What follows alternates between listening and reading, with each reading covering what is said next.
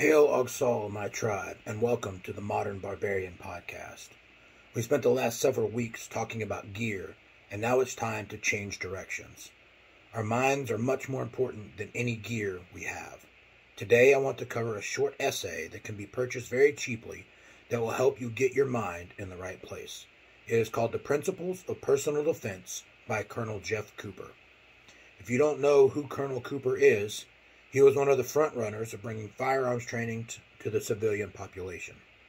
He founded the school Gunsight and the IPSC, which is the International Practical Shooting Confederation.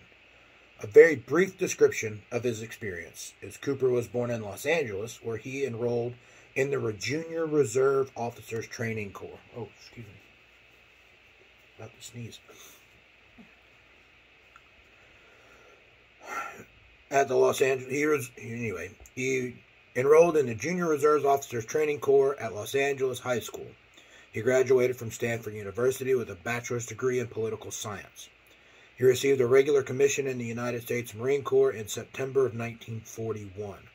During World War II, he served in the Pacific Theater with the Marine Detachment aboard USS Pennsylvania.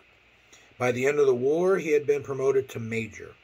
He resigned his commission in 1949, but returned to active duty during the Korean War, where he claimed to be involved in irregular warfare in Southeast Asia, and was promoted to lieutenant colonel. After the Korean War, the Marine Corps declined his application to remain on active duty. In the mid-1960s, he received a master's degree in history from the University of California, Riverside. From the late 1950s through the early 1970s, he was a part-time high school and community college history teacher. In 1976, Cooper founded the American Pistol Institute in Paulden, Arizona, that later became the Gunsight Academy. Cooper began teaching shotgun and rifle classes to both law enforcement and military personnel, as well as civilians, and conducted on-site training for individuals and groups from around the world. He sold the firm in 1992, but continued living on the Paulden Ranch. He passed on in 2006.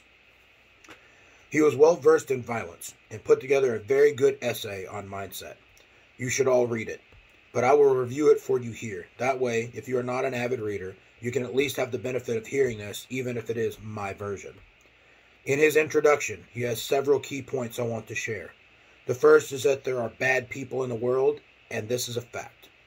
They prey on the weak, whether we like to admit it or not. On average, about 1 in 100 people have something in them that could make them a violent criminal. That is to say that about 1 in 100 will initiate a violent attack on another person in their life.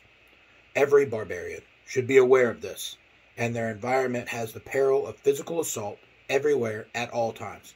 The police can only protect you from it occasionally, if ever.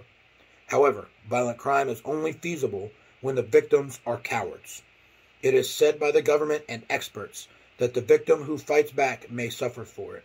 It is a fact, however, that the victim who does not fight back will suffer for it. Those that fight back also retain their dignity and self-respect. Any barbarian who follows the code cannot submit to threats of violence. Many people who look into the face of violence are astonished, but this can be corrected. Colonel Cooper's work is an attempt to do that, and my goal in sharing it is to help him achieve that goal even in his death. Let's review his principles of personal defense. There are 7 principles of personal defense: alertness, decisiveness, aggressiveness, speed, coolness, ruthlessness, and surprise. Each of these principles will help you win your fight, especially if it is a life or death self-defense situation. Our first principle is alertness. Cooper says, a commander may be forgiven for being defeated, but never for being surprised. That's straight from the book there. I'm not sure if he actually said it or if he was quoting somebody else, but it was a quote in the book. Alertness is an inherent personality trait, but it can be learned and improved. The 2 rules of alertness are: 1, know what is behind you, and 2, pay attention to anything that appears out of place. It goes without saying that the most likely avenue of attack is behind you. The great majority of the victims of violent crime are taken by surprise. The one who anticipates the action usually wins. The one who does not usually loses. Don't let yourself be surprised. The book teaches us to play an alertness game to train the skill. Mark an X every time someone is able to approach you from behind without your knowledge. Mark an O every time you can do it to someone else. The goal is to always have more O's than X's. I find that sneaking up on people all the time tends to make them uncomfortable, however, especially in a workplace setting. So I have modified the game to suit my goals and my environment. I use an X every time I am surprised, and an O every time I catch someone on the approach before they get to me. Cooper tells us to look for cats as an example. They move gracefully, use all of their senses, and keep their mind on the task. They aren't distracted by the government's taxes, their ego, or their latest fashion trends. They keep their minds on the task at hand. They are not to get ambushed. Many people will complain that they refuse to live that way. These are not our people. They do not understand that it is in a dangerous world and that you can be alert and have fun at the same time. It is a feral world, and if one wishes to be at ease in it, he must accommodate to it. That's a quote by Jeff Cooper. Anything out of place or out of the ordinary warrants a closer look. A stranger approaching your person, vehicle, or home. Odds are it is harmless, but attention is still warranted. Anyone who appears to go from a state of watchfulness and into action by your appearance must be explained. Anyone overly interested in what you are doing must be explained. We must also be aware that psychopaths use false pretenses to gain entry into your proximity. Credentials can be faked, but just knowing that and staying aware can provide some protection. The strong need only be watchful, but the weak should take further precautions. You should never let a potential threat shake your hand. Giving them a grip on your dominant hand gives them a huge advantage in an attack. Do not enter unfamiliar areas without observing them first. Seeing right around corners and... Let me... got a little fuck up in the notes here. But seeing around corners and using any reflective surfaces as a mirror to see all that you can. So what he's talking about is, you know, if you look over there and there's glass, you can use the glass to see what's coming around a corner before you go there. And you can, you know, walk outside a corner so you can kind of pie the corner when you're walking the street. That's what he's talking about there. I know it. My notes were a little bit messed up and that didn't come across clear, but that's what it meant. Don't open the door of your home without knowing who is knocking. All of this may sound excessive, but once you have learned and ingrained it, it is neither burdensome nor conspicuous. Colonel Cooper says it's like a seatbelt, comforting when unnecessary, and I completely agree. This has not been a comprehensive list of alertness, merely examples. These are some of the examples he listed in the book. The goal here is to learn to be aware, to not be surprised, and to always be alert. Our second principle is decisiveness. Colonel Cooper believed that it was difficult for a domesticated man to change quickly into one who can do violence. Luckily, we barbarians are not domesticated people. While most people are unused to violence, we seek it out. We should be training in violence at every opportunity. But I digress. This is a book report about what Colonel Cooper thinks, not what I think. Decisiveness is somewhat a built-in trait, much like alertness. However, it too can be trained. In formal combat, or the workplace, it is supplied by appropriate orders or directives. In the case of personal defense, however, it must be self-generated. When it becomes evident that you are faced with violent physical assault, your life depends upon your selecting a correct course of action and carrying it through without hesitation or deviation. Or to say it succinctly, to ponder is to perish. The specific course you choose is less important than the tenacity which you go after it. Here, Colonel Cooper and I have covered the same belief. There is no time for half measures. Once you are committed, you must get to work as hard and as fast as possible. A point the Colonel makes is that in violence, the appropriate response often runs counter to our civilized nature. The appropriate response is a swift, violent, barbaric counteroffensive. Assault into the ambush. This is taught in all levels of the military, civilian defense, even business strategy. When under attack, the best defense is a good offense. How does the modern barbarian train their mind to become decisive in this violence? We use mental exercises. We run what-if scenarios in our mind and pre-make decisions based on possible scenarios. When watching a TV show, movie, or if you still care to watch the news and you see a violent situation, think to yourself, what would I do in that situation? Then make the decisions and think on how they would work. Look for flaws in your process and adapt it. The more time you spend planning now, the more decisive you will be when the time comes. We can also put ourselves into violent scenarios in training environments. Force-on-force training, hand-to-hand combat training, anything where you engage in legitimate combat with another human being, albeit in a safe and controlled manner, helps you to be able to be decisive in violent situations. This also increases confidence in your abilities, which prevents doubt. Doubt is what creates indecisiveness and slows down our thinking process. Common law holds that you may use sufficient force and violence to prevent an assailant from inflicting death or serious bodily harm on you or in any other innocent party. This includes the people in your tribe and people outside your tribe, though we are far less concerned with them. You may not legally pursue your attacker if they flee, nor strike an unnecessary blow. But if they are actively trying to cause you harm, you may legally use every ounce of violence that you are capable of manifesting. As barbarians, we can manifest an unfathomable amount of violence to most people. It should also be said that rape is considered serious bodily harm. So if you see any person committing rape, you are within your legal rights to bring your violence to bear against them. Here, Colonel Cooper says something I disagree with. He states that if a man clearly intends to commit rape, that you may stop him. However, men are not the only people who commit rape. There are violent women, and they also commit rape, though it is far less common. A recent study reported by The Atlantic, which is a definitive liberal paper, so they can't claim that this is conservative fake news, shows that 38% of all rape victims are male, and that 79% of those rape victims are raped by women. Think about that. 38% of all rapes in this country are men. They are raped men. And 79% of those men were raped by women. I'll link the article in the show notes, but suffice it to say, a woman can rape a man, and if you see it happening, you can bring your violence to bear. That brings up another topic to discuss. Prepare your mind for the idea of a female attacker. According to the Bureau of Justice Statistics, 14% of the arrested violent offenders in the United States are female. There are some theories that female violent offenders are arrested less often due to the stereotype of females being nonviolent, but I'll leave that for another time.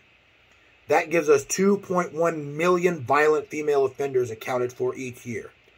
For those counting at home, that means there are 13 million male violent offenders, meaning each year there are 15 million violent offenders arrested in the United States. That's just arrest. 15 million. So when people tell you that the odds of you needing something to defend yourself are pretty low, remind them that there are 15 million violent offenders arrested in this country every year, and that's just the ones that are caught and arrested. But 2.1 million of those are females. So not only is violence prevalent, but it is committed by all races, sexes, religions, creeds, nationalities, etc. Violence is an equal opportunity employer. Everybody gets in on it. Be prepared for violence to be able to come from anywhere.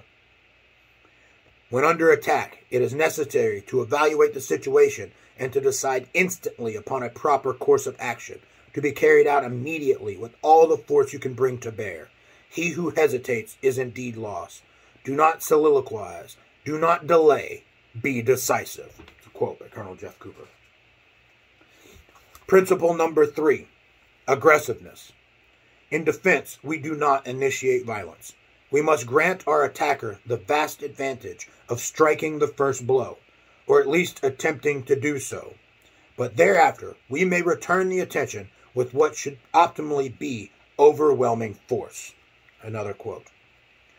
When attacked, your best bet is to come out of the gate as quickly and as violently as possible.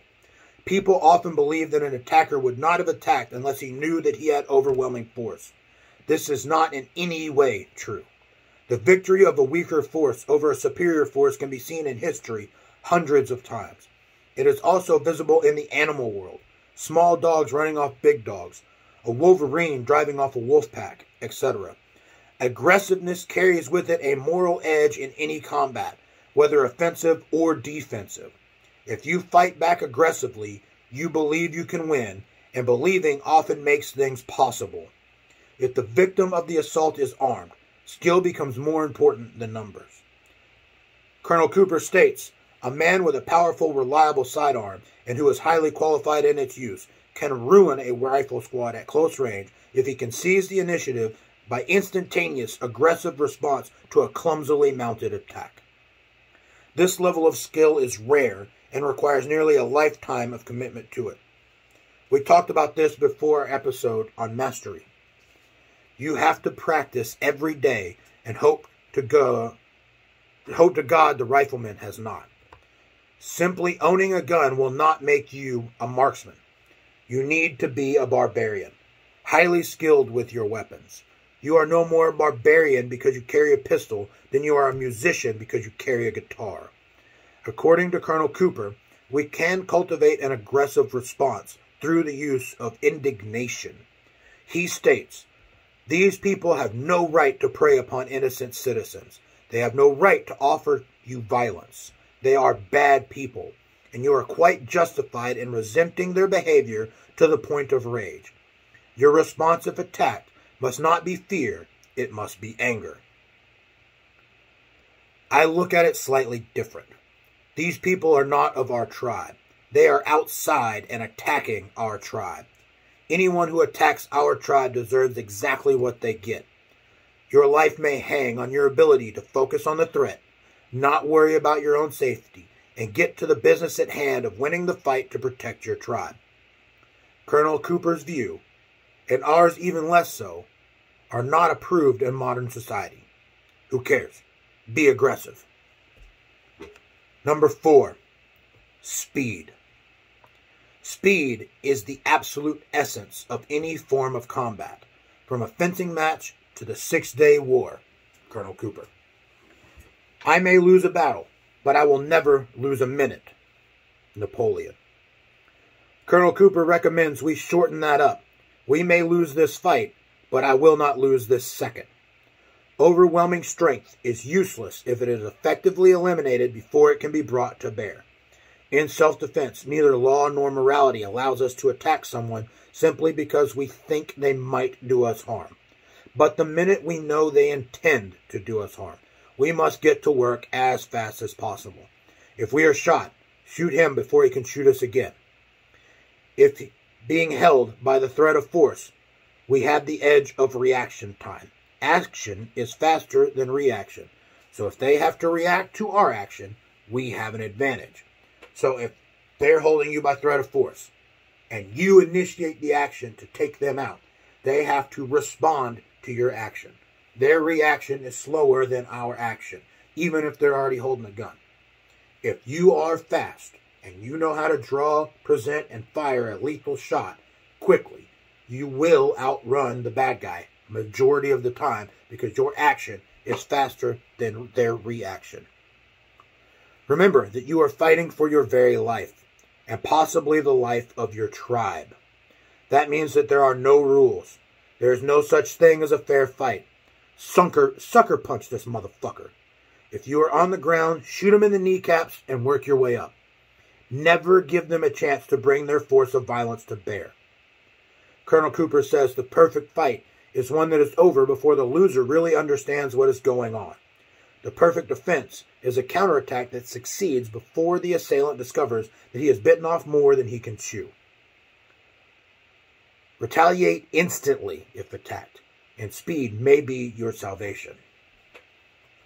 Principle number 5, coolness.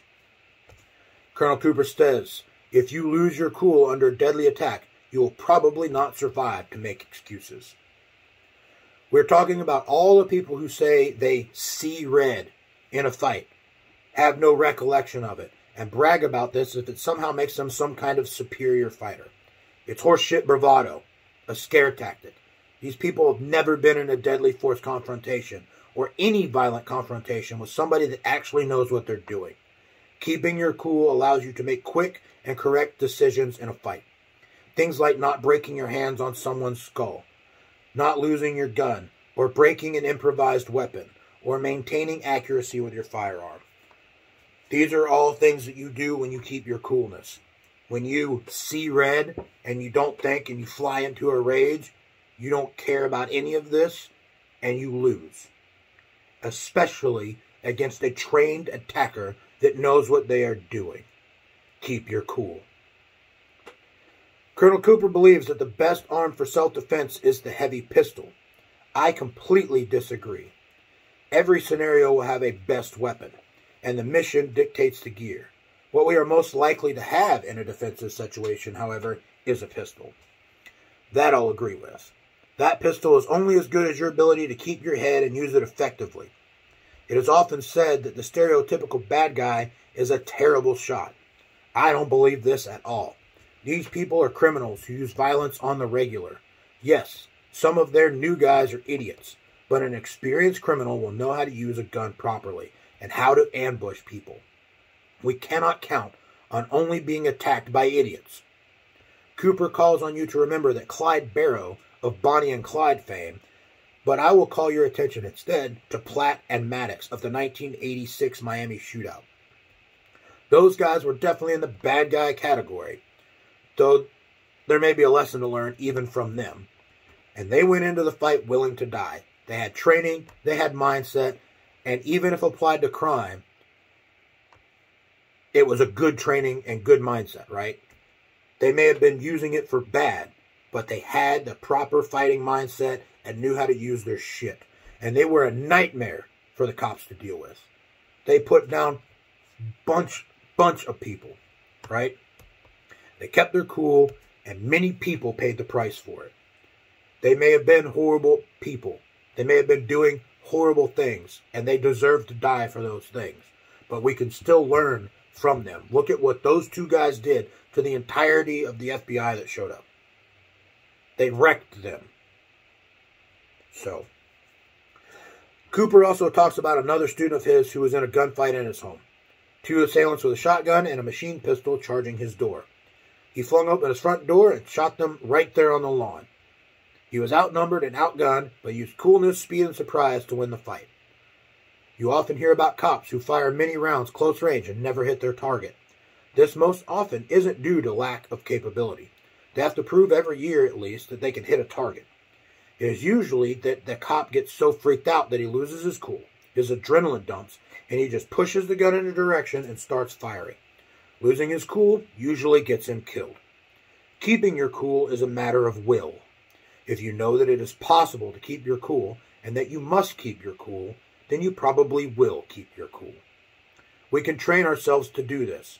Hunting is a great way. Buck fever is a loss of cool when you finally see the game that you have spent days going after, maybe even years. Competition shooting or other sports can also help. Cooper points out that the fear of competitive failure is often larger in human mind than the fear of death. Don't believe him, he says? Then look at how hard athletes train to win a little brass cup and how little cops train to fend off their own death. The key point here is that if you get attacked, you must keep your cool. Not doing so will often lead to your death. Principle number 6, ruthlessness. Anyone who willfully and maliciously attacks another without sufficient cause deserves no consideration, while both moral and legal perception enjoin us against so-called overreaction. We are fully justified in valuing the life and person of an intended victim more highly than that life of a pernicious assailant. The attacker must be stopped. Colonel Jeff Cooper. The modern barbarian does not care why the aggressor has chosen this course of action. We do not care about their social background, ideological or philosophical motivation, or how bad we must hurt them to make them stop. If you must consider this at all, you can consider it at some time in the future. Right now, your only objective is to stay alive. You cannot hold back for fear of jail time or moral quandaries of how much you are hurting another living person. You must strike and continue to strike until they are incapable of further action against you. At that point, you may stop. In fact, legally, you must stop. But do not be restrained by any consideration other than survival. An armed assailant is a danger as long as they are conscious. It takes very little strength and no skill to shoot you in the back if you turn away from them thinking that because they fell down, they are no longer a threat. Make sure that they are not a threat. If you have to use your hands, hit them as hard as you can. If you have a lethal weapon, do not aim to wound. You are justified in taking life in self-defense, so use the tool to stop the threat as efficiently as possible. We cannot say that our goal is to kill, because we do not consider the life of the assailant at all. We say that our goal is to stop the threat as quickly as possible, and if that happens to cost them their lives, then it is an unpleasant side effect for them. Make sure they are no longer conscious so that you and your tribe are no longer in danger. That's your only consideration. Experts and critics of violence will often say that a victim should offer no resistance for fear of causing a violent reaction from the assailant. Cooper and I agree that we should ignore this advice. Our honor will not allow us to be a defenseless victim. We cannot abide craven cowardice. The Sharon Tate party did not resist. The Starkweather parties did not resist. The LaBiancas did not resist.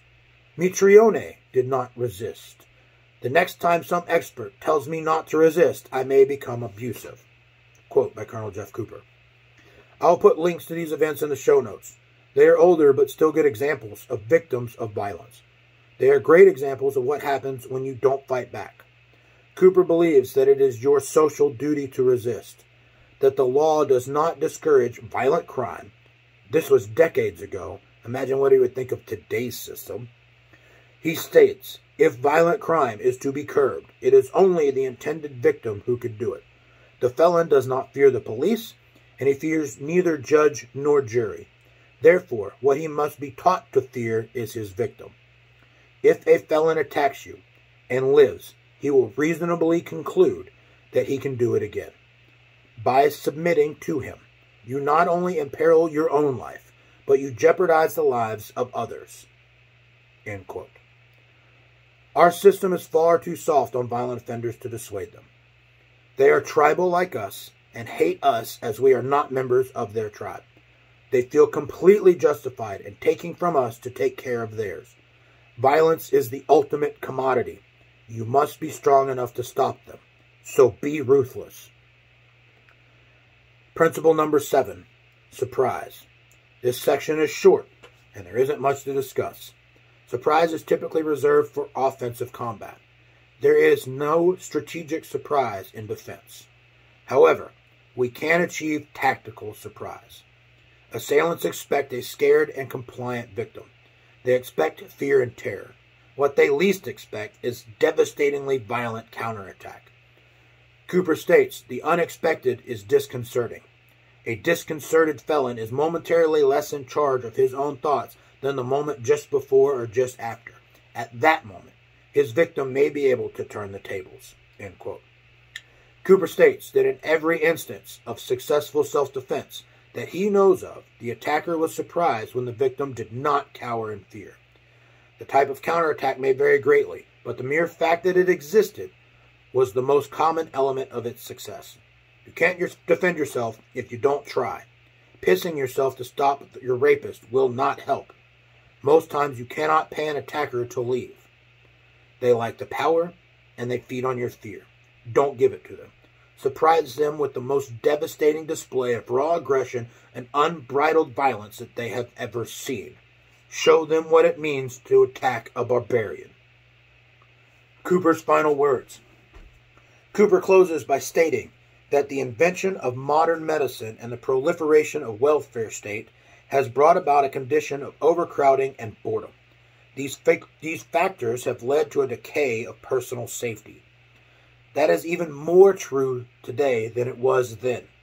The expansion of those living below the poverty level, whether by circumstances or choice, we care not. The proliferation of turning to crime for income, and the coddling nature of our current government pandering to criminals for votes to stay in power has made the safety of our everyday life even worse. The media makes killers instantly famous. They get to be on TV, do interviews, and spend a time in jail with air conditioning and no manual labor. Jail sucks, don't get me wrong. As a barbarian in modern society, I've spent my time dealing with the government's jackbooted thugs. But jail does not dissuade any violent offender. It is a badge of honor for them to claim which of these gladiator schools they have survived. But again, I digress. Back to the book. Cooper believes that if people would incorporate these principles into their lives, that they would be much safer. They could provide for their own safety and not outsource it to a cop who may or may not be able or willing to save you. He said, George Patton told his officers, "Don't worry about your flanks. Let the enemy worry about his flanks." It is high time for society to stop worrying about the criminal and to let the criminal start worrying about society. And by society, I mean you. End quote. Truer words have never been spoken. All right, so let's wrap it up. What do I think of this? I agree with every sentiment that Colonel Cooper has put out in his short essay, book, whatever. This is available on Amazon. I'll put a link in the show notes if you would like to buy it and read it for yourself. It's about 50 to 80, somewhere in the 50 to 80 page range, less than 100. Short, easy read with a lot of good learning and a lot of good mindset to be had. I read it decades ago and agreed with it then, and I've reread it multiple times and still agree with it today, even though some of it has changed due to my tribal mindset. I don't feel the need to defend every victim in the world. I am not a sheepdog. I am not a slave to a government who defends people for them. If you're not part of my tribe, I don't really give a shit about you. But if you fuck with my tribe, I will end you. That's a different opinion for me than Cooper has. Cooper believed that it was a social requirement that those capable of stopping an injustice intervene and stop the injustice, to make it so dangerous to be a criminal in the modern world, because so many good guys with guns were out there, that crime would go away. Crime's never going to go away. I'm not putting myself in a situation to hinder the life of my tribe for somebody I don't know and don't give a shit about. But if you fuck with my tribe, you will find out what it means to mess with a barbarian. I hope that you can say the same thing. Social media stuff. We've talked about it a bunch. I have a bunch of different social medias. They are growing, they're getting somewhere, and there are a lot of good people on them. You can help find other members of your tribe that way. Use the tools of our enemies against them to build our tribes. Be ready for the fight that we know is coming. Get up and train. And I'll leave you with one final thing. Colonel Cooper spoke of a joke in his book that he did not put in it because he said it was a bit too colorful for a book. Nowadays, it's not that way. I have tracked down this joke, and I will use it as a show closer for you today because it's quite funny. So, the story goes back some 30 years to a crime-ravaged city in the Northeast. On April 1st of the year in question, 2 armed robbers are blown away by shotgun-wielding cops who, acting on a tip, are lying in wait for them. Only one survives to go to trial, which he attends in his wheelchair. The cop who shot him has routinely testified to the effect. On the date in question, my partner and I were on stakeout in the candy store in question. 2 perpetrators, one deceased and the other in this courtroom, entered the store and pointed guns at the clerks and announced an armed robbery. The testimony supposedly continues. When a time came that their guns were not pointed directly at the clerks, we issued our standard challenge of police, drop your weapons. At this time, they both turned and raised their weapons towards us, and being in fear for our lives, we both fired our shotguns, killing one and wounding the other. Subsequent to this testimony, the surviving robber was wheeled to the stand. He said, "Lies, all lies. They never said nothing about police, nor dropping no weapons. There we were, just robbing this store, and I hear this awful noise, feel this awful pain, and then I was laying on the floor, and my buddy's next to me with a big hole in the middle of his face. And this big ugly cop comes up, stands over me, and sticks a shotgun right up my nose. I see, says the lawyer. And just what did the officer say at the time? He said, April Fool's, motherfucker. That's hilarious. So, with that, we'll end it off. Things to remember in the show notes. The link for the book, Principles of Personal Defense, will be there. Source to the study on the rape statistics that I used for the statistics in the show will be there. The study showing the percentage of female violent offenders will be there. An excerpt on Platt and Maddox. If you don't know who those guys were and what we can learn from them, you should read it. They were horrible people, but man, did they know how to fight. Then I've got a thing on the Tate LaBianca murders. I have a thing on the mass murderer Charles Starkweather and his victims, and a write-up on the Dan Mitrione murder, all the ones that were discussed in the show. I also have links to all the social media in the show notes. I appreciate you listening. Get up. Get ready for the fight that you know is coming. Train and be ready to defend your tribe. Modern Barbarian, signing off.